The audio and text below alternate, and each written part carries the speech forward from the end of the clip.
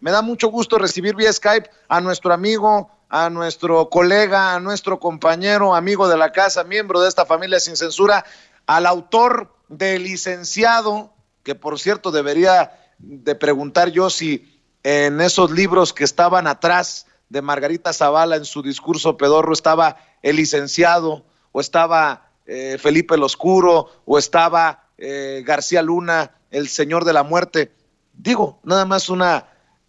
duda sana de jueves de este servidor. Me da mucho gusto recibir a nuestro amigo Jesús Lemus. Querido Jesús, ¿cómo estás? Muy buenas tardes ya.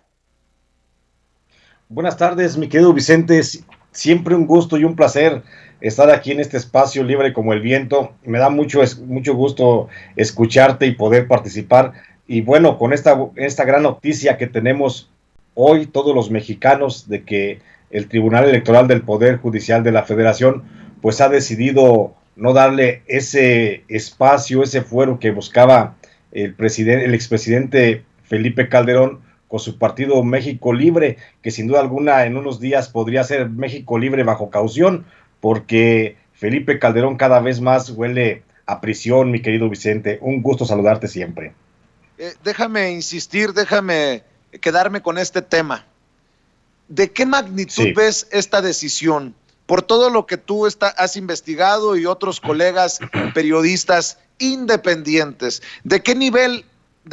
histórico ves esta decisión de negarle el fuero? Porque al final es eso, negarle un fuero a los Calderón Zavala, cuando tenemos, te lo pregunto a ti, a personajes de los medios tradicionales que están entrevistando a los mismos de siempre para defender al pobrecito de Felipe Calderón y de Margarita Zavala, hoy víctimas del autoritarismo, víctimas del comunista, víctimas del dictador Andrés Manuel López Obrador. Obviamente lo digo con todo el sarcasmo, Jesús. Sin duda alguna, Vicente, para mí es un hecho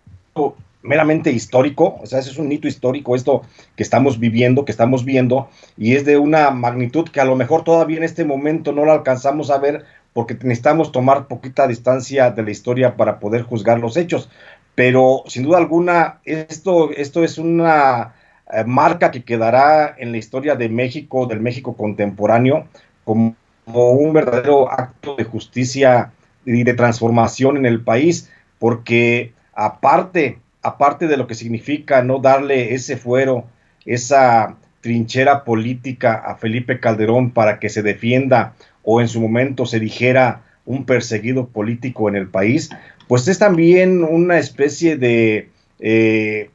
es un acto de justicia del propio Tribunal Electoral del Poder Judicial de la Federación, con que también históricamente está refrendándose ante los mexicanos como un órgano que tenía una deuda muy grande con los mexicanos, y con esto, y hablo de aquel acto de cuando le arrebató la presidencia de la República al entonces candidato Andrés Manuel López Obrador y decidió entregársela precisamente a Felipe Calderón.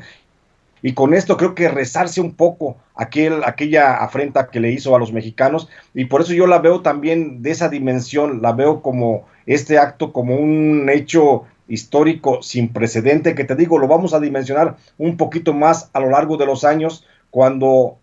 más bien a corto plazo, cuando veamos precisamente a Felipe Calderón, pues teniendo que responder las preguntas de un juez que explique cómo fue que sumió al país en esos 6 años de nefasto gobierno, y que sin duda alguna hoy el clamor popular de los mexicanos es ese, un acto de justicia, y creo que por primera vez, por eso también lo considero yo un hito, creo que por primera vez el Tribunal Electoral del Poder Judicial de la Federación, como órgano aplicador de la justicia en México, pues está del lado de los mexicanos, está de la causa colectiva, está del lado, creo que, de la verdadera justicia, y para mí es un acto verdaderamente muy importante, que insisto, lo vamos a poder dimensionar ya pasando esta euforia que prácticamente